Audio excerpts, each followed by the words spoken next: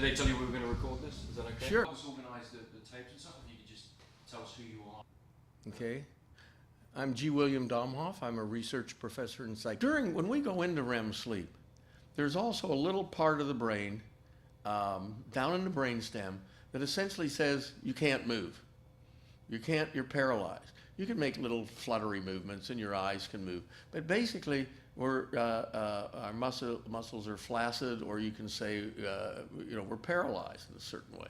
Is that we really still can't tell those lightest stages of sleep from exactly when it switches to awakening.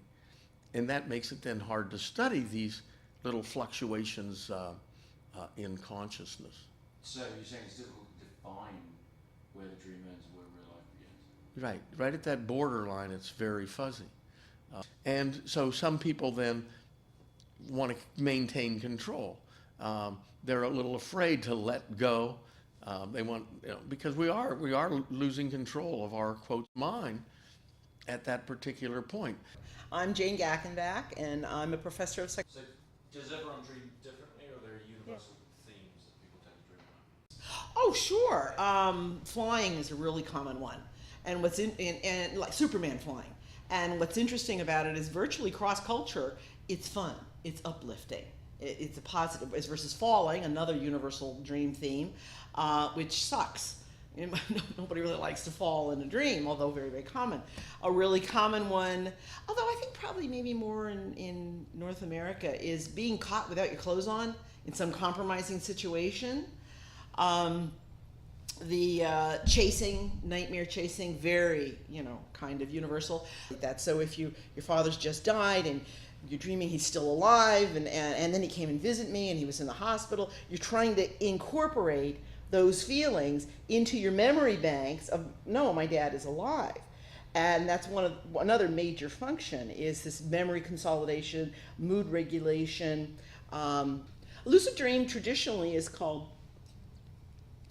a dream where you know you're dreaming, okay? And by that I mean everybody knows they're dreaming once they wake up. Where you know you're dreaming while you're asleep, okay? Now, was to put someone who knew how to lucid dream in a sleep lab, hook them up to the various recording mechanisms. One of them is eye movement. They put electrodes here to measure eye movement. Although you're paralyzed, you can move your eyes under control. In other words, if you know, hey, I'm in a dream and I need to signal, you can move your eyes in a way that was prearranged. And so the guy goes to sleep. All the physiological indicates, and it's very easy to identify when someone's asleep and in REM. It's very specific, patterns of activity you would look for. So he's asleep, and then you get this movement of the eyes, left, right, left, or whatever it is.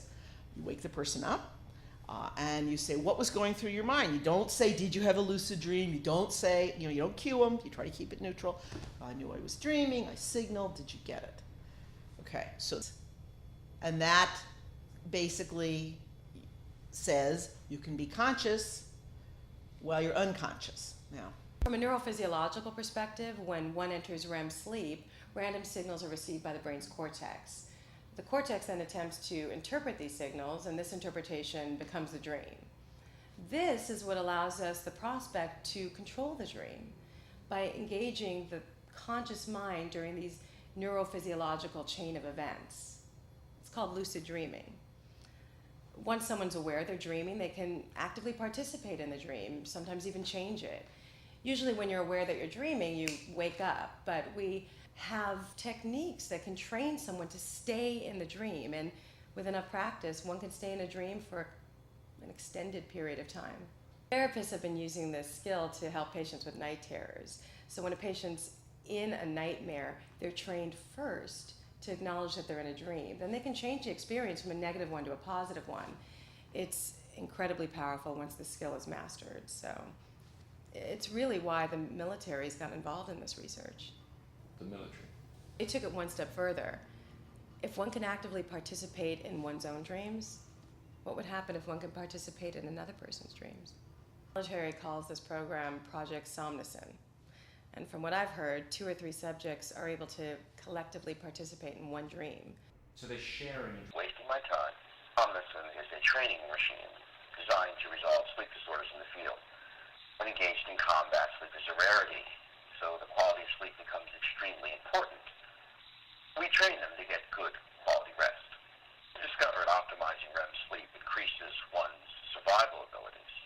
That's because the brain during REM sleep is exposed to worst-case scenarios. The more REM sleep our soldiers get, the more on their toes they'll be. Sleep management strategies. It's a program designed to keep men and women alive on the battlefield. Spreading misinformation about what we do. Can't do that. I mean, so that there's still, even when you're aware that you're dreaming, you don't necessarily have that ability to make something happen. The dream is still happening to you. We are caught in our dreams, and that's one of the reasons they can be so horrifying. We can't move, or we're really frightened, or we see something awful happening to friends, but we have no ability then to change